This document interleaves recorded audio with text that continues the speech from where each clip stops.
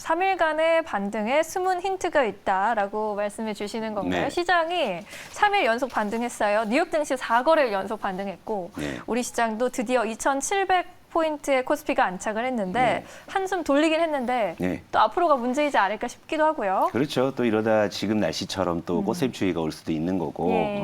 하지만 그래도 그 어려운 국면에서 일단 시장이 이제 그 반등을 했고 또 2,700이라는 이 지수대 사실은 뭐 2,700이 만족스러운 뭐 지수대는 아니죠. 하지만 조금 더 이제 위로 갈 수 있는 교두보를 확보했다는 쪽 그리고 이제 앞으로 시장의 어떤 변수에 따라서 이제 어디로 움직일지 뭐 이런 걸 봐야 되는데요.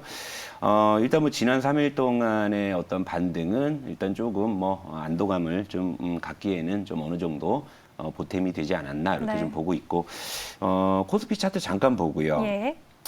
근데 반등세는 이어지지만 뭐 사실 뭐 여러분들 욕심 같아서야 뭐 이거보다 뭐 더 시원하게 반등이 나왔으면 하시겠지만 모든 것들이 또 이제 뭐 첫 술에 배부를 수 없는 거잖아요. 또 이제 한 걸음 한 걸음 가야 되는 건데 이게 이제 9거래일 만에 이 종가 기준으로 2,700을 이제 안착을 한 겁니다. 하지만 이제 수급은 조금 약화되는 모습이에요. 오히려 이제 외국인이 한 1,000억 팔고 이제 기관이 100억을 팔고, 그러니까 수급은 뭐 우리가 생각하는 것만큼 뭐 시원하게 누가 사들어오는 뭐 모습은 안 나타나지만 지수 자체로는 역시 이제 2,700을 안착했다. 뭐 이런 부분에 우리가 좀 의미를 이제 부여할 수 있는 거고요. 근데 이제 가장 중요한 건 지수보다 좀 환율이라고 봐요. 이제 환율이 최근에 급전직하로 이제 뚝 떨어지는 거죠. 이거 뭐 1,240원도 돌파를 뭐 했었는데 지난 거래일에 이제 영 내에서는 1,210원마저 하회하는 이런 흐름이에요. 그러니까 제가 여러분들께 요 선을 항상 제가 지우지 않고 놔두는데 네. 얘가 이제 원달러 1,200원이거든요. 그러니까 이 1,200원에 빨리 갖다 붙어야 된다. 그래야 이제 시장 반등의 시나리오가 어느 정도 완성이 될 거다. 뭐 말씀을 드렸죠. 근데 일단 1,200원에 상당히 좀 가까워지는 흐름입니다. 그러니까 여기서 뭐 만약에 1,200원을 이제 깨는 흐름, 만약에 이제 이 흐름을 우리가 눈으로 보고 있다면 코스피는 모르긴 몰라도 이제 2,800을 향해서 가는 그런 그림일 거예요. 그러니까 네. 지금은 뭐 지수가 얼만큼 올랐냐, 뭐 외국인이 뭘 샀냐, 팔았냐, 뭐 이것도 의미가 있겠지만 그보다 가장 중요한 건 환율이라는 거죠. 그리고 오히려 이제 FOMC에서 금리 인상을 단행한 이후에 더 이제 이 환율의 좀 하락세가 조금 더 이제 짙어지는 이제 이런 모습이다. 그러니까 시장의 분위기 자체는 생각보다 괜찮습니다. 그러니까 네. 지난 3일 동안의 반등도 사실 의외로 반등이 잘 나온 거예요. 그러니까 오히려 지금 뭐 이제 미국에서는 이제 골드만삭스가 시장에서 너무 지금 우크라이나 이슈를 뭐 너무 좀 가볍게 보는 거 아니냐 이렇게 뭐 반등해가지고 뭐 낙관할 상황 뭐 아니다라고까지 그렇게 이제 코멘트를 할 정도로 지금 시장의 반등은 생각보다 잘 나오고 있는 건데 뭐 골드만삭스가 풋옵션을 좀 사놨나 보죠. 뭐 이런 얘기 하는 거 보니까 그죠. 올라가는 걸 별로 안 좋아하는 모양이에요. 근데 뭐 골드만삭스가 뭐 그런 얘기를 했다라는 것 자체는 뭐 예. 이제 이슈나 이제 가십성으로 이제 보시면 되고. 네. 자 그렇다면. 지난 3일 동안에 이제 반등을 한번 좀 데이터를 한번 정리를 해봐야죠. 그러니까 이제 이 반등이 어떠한 이제 힌트를 품고 있는지를 보자고요. 그러면 최근 3일 동안에 외국인의 매매 동향을 한번 우리가 추적해서 한번 들어가 보도록 할게요. 일단 표를 띄워주시면은요. 최근 3일 동안 외국인은 코스피를 3천억을 일단 매수를 해 주었습니다. 시장 전체를 이렇게 샀어요. 그런데 많이 산 업종을 뜯어보니까 서비스업을 가장 많이 샀네요. 서비스업은 뭐 아시다시피 네이버, 카카오를 포함해서 NFT, 메타버스, 게임즈 그죠? 요쪽이 포진되어 있는 섹터잖아요. 근데 네.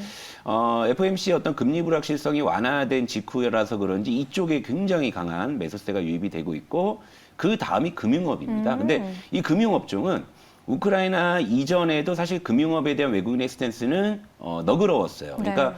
금리 인상기에 이제 금융업종에 대한 이제 베팅을 한다라는 어떤 이제 공식적인 부분이기 네. 때문에 금융업은 그렇게 놀라울 건 아니지만 서비스업에 최근 3일 동안 거의 지금 시장 매수 금액의 절반이 매수가 들어왔다는 거 상당히 강한 매수잖아요. 그러니까 네. 이 부분에 우리가 좀 주목해 볼 수가 있고 그리고 이제 운수 창고 일단은 눈에 띄는 건 이제 항공주 쪽에 좀 요즘에 이제 매수가 이제 유입이 되는 게 뚜렷한데 의외로 전기전자를 많이 안 산 거예요.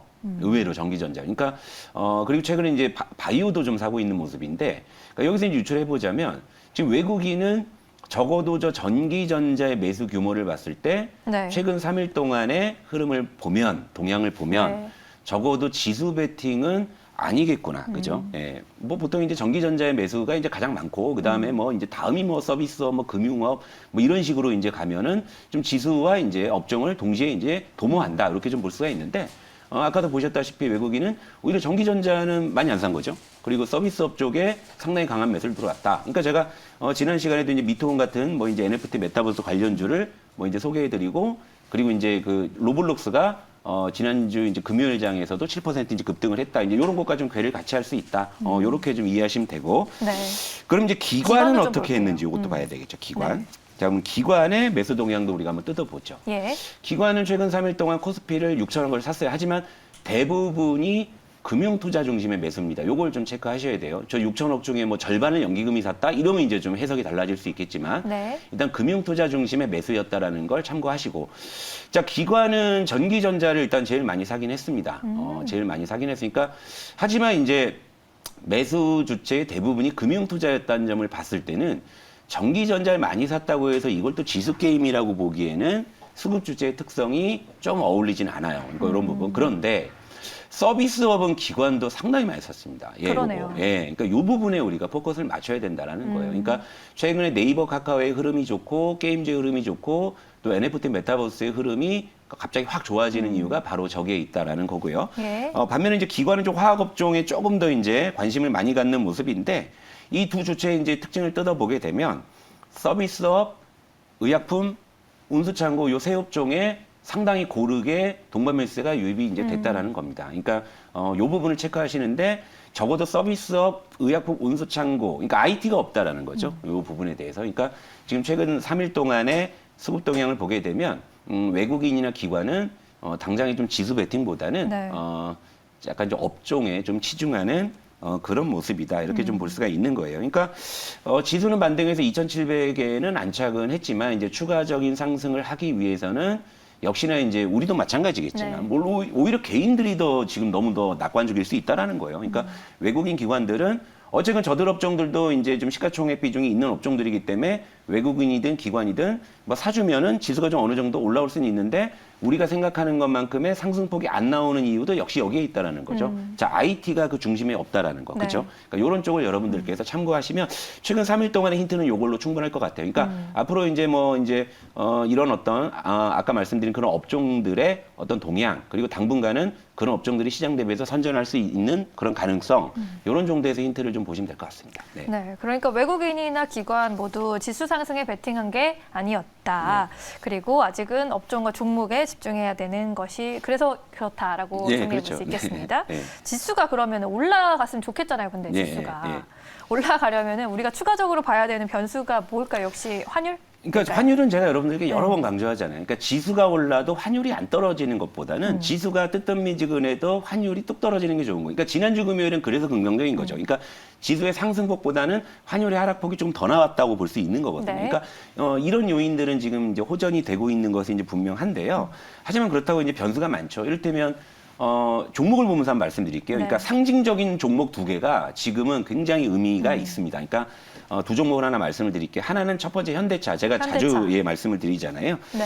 자, 현대차가 시장은 좋아지는데 생각만큼 반등이 안 나오는 건 뭘까요? 결국 이제 러시아, 우크라이나 우려가 아직 시장에서는 이 완화되지 않았다, 아직은 진행 중이다, 뭐 이렇게 좀 판단할 수 있는 거겠죠. 자, 이렇게 보시면 돼요. 지난 주말에도 제가 뉴스를 검색을 해보니까 러시아 쪽에서는 협상에 상당히 진전이 있다라는 이야기를 해요. 그죠? 요것만 보면은 좋아지는 거야 생각할 수 있겠죠. 그런데 협상에 진전이 있다라고 얘기하는 러시아는 오히려 지금 우크라이나 공습을 더 확대하고 있어요. 2선 도시, 3선 도시까지 지금 공습을 하고 있다라는 거죠. 뭔가 좀 이율배반적이잖아요. 그러니까 그동안 우리가 이제 시장의 이슈를 추적을 해봤을 때 러시아발 그런 주장은 사실 머지않아 뒤집힌 경우들이 굉장히 좀 많았다는 거죠. 그러니까 지금은 오히려 지금 침공을 당하고 있는 우크라이나 쪽에 그런 입장이 오히려 좀 신뢰도가 높을 수 있다 이렇게 보는데 반면에 이제 우크라이나 쪽에서는 이제 진전이 전혀 없다. 뭐 이런 이제 입장입니다. 그리고 지금 이제 둘의 사이를 중재하려고 뭐 예전에는 이제 프랑스의 마크롱 대통령이 많이 동분서주했지만 지금 이제 터키 대통령이 지금 이제 양국의 중재를 위해서 지금 뭐 이제 애를 쓰고 있는 그런 모습인데 일단 터키 대통령도 뭐 진전은 있다고는 얘기는 하지만 이제 이 명시적인 건 아직 안 나왔다. 이제 이런 부분이죠. 그런 상황에서 이제 현대차는 결국엔 현대차가 지금 21선 하회하고 있거든요. 만약에 뚫어주면서 이제 강한 수급과 반등이 나타난다. 그럼 이제 우크라이나 우려도 자연스럽게 완화되는 쪽으로 이제 볼 수 있다. 이렇게 현대차는 시가총액 36조까지 쪼그라들었어요. 그래서 현대차가 시장을 대표하는 종목이라고 보기는 어렵습니다만 현대차가 지금 처해 있는 상황이 지금 매크로 변수와 궤를 같이 해서 움직일 수 있다라는 거죠. 그래서 나침반의 어떤 성격으로 제가 현대차를 자주 봐드리는 거고, 네. 그리고 현대차 말고 이제 마지막으로 하나 봐야 될 종목이 바로 삼전? 그렇죠. 역시 삼전이에요. 그러니까 자, 삼성전자도 지금 21선 하회하고 있죠. 네. 잠깐 코스피 볼게요. 자, 코스피는 지금 21선 지금 회복해서 안착했잖아요. 예. 그러니까 지금 삼성전자의 흐름이 지금 시장을 전혀 못 따라가고 있는 이런 상황인데 예. 지금 삼성전자는 지금 두 가지 지금 고민이 있는 거죠. 그러니까 첫 번째, 아마 이제 시청자 여러분들도 잘 아시겠지만 지금 갤럭시 S22가 잘 안 팔리고 있다. 예, 이게 성능 저하 논란이죠. 예. 그러니까 이 부분이 좀 의외로 지금 사실 좀 파장이 좀 커지고 있는 그런 모습이더라고요. 뭐 이제 긱벤치라고 해서 이제 그 휴대폰 이제 성능을 막 비교하는 쪽에서도 뭐 이제 벤치마크에서 뭐 이제 삼성전자의 뭐 이제 신형 플래그십 폰이 뭐 배제됐다 이런 소식부터 해서 안 그래도 제가 이제 지난 주말에 우리 아들이 이제 초등학교 입학을 해서 네. 이제 폰을 하나 만들어 주려고 갔는데 네. 안 팔린대 S22가. 아. 예, 그래서 저기 그 핸드폰 매장이 다 조용하더라고요. 안타깝네요. 예, 실제로 그런 분위기죠. 그러니까 요걸 좀 극복하는 그런 이제 좀 숙제가 좀 있고, 그다음에 이제 또 하나가 사실은 저는 뭐 휴대폰은 뭐 팔렸다 안 팔렸다 할 수 있을 것 같은데 지금 사실 삼성전자가 사활을 걸고 있는 쪽이 파운드리 쪽이란 말이죠. 그런데 일단 점유율 자체는 뭐 TSMC에 비교해서 지금 점유율 격차는 좀 줄어들고 있는데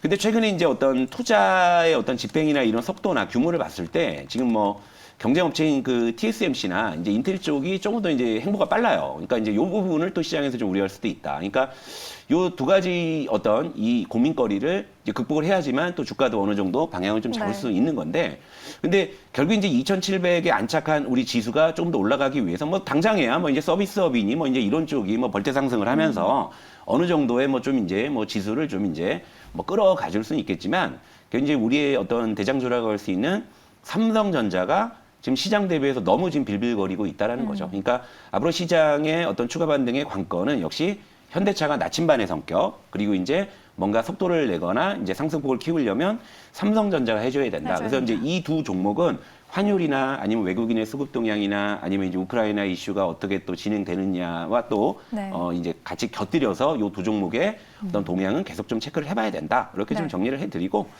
시간이 1분 남았나요? 1분 남았는 요거 이제 저희가 제가 또 저번 주 금요일에 예. 편입했던 종목 미투온이 있는데 예, 예. 지금 최고가 기준 수익률 3% 달성 아니 중이에요. 3% 갖고 AS 할 것도 아니고 뭐 요즘 뭐 목표가 네. 달성한 거 많은데 근데 제가 네. 이제 주말에 또 뜯어보니까 예. 요 개별 이슈 하나만 여러분 참고하세요. 네. 마켓컬리가 이제 7월 달에 빠르면 상장한다. 네. 그래갖고 제가 이제 그 이슈를 뜯어봤는데 이게 워낙에 개별 이슈고 테마니까 뭐 공식적으로 종목들일 건 아닌데 참고 삼아 두 종목만 좀 보여드리고 갈게요. 네. 하나가 흥국 F&B. 흥국 F&B. 예, 참고만 하세요. 공부하셔서 여러분들이 이제 마켓컬리 관련주죠. 예. 네. 요거 한번 잠깐 차트 한번 보여드릴게요. 네. 이제 거래가 최근에 이제 수반이 되고 있다라는 거예요. 이런 부분들. 자, 이제 주가 레벨은 이제 낮은 쪽에서 거래가 이제 수반이 되고 있다라는 점. 그다음에 이제 또 하나 보자면 네. 지어소프트 이런 류의 종목들이 지금 마켓컬리 관련주로 움직이는데 워낙에 좀 종목풀이 작아가지고 네. 제가 뭐 이제 공적 픽은 안 해드리지만 요것도 그냥 뭐 번외로 한번 여러분들 관심 가져보시고 뭐 마음에 드는 종목 있으면 접근해 보시면 괜찮을 것 같습니다. 네. 알겠습니다.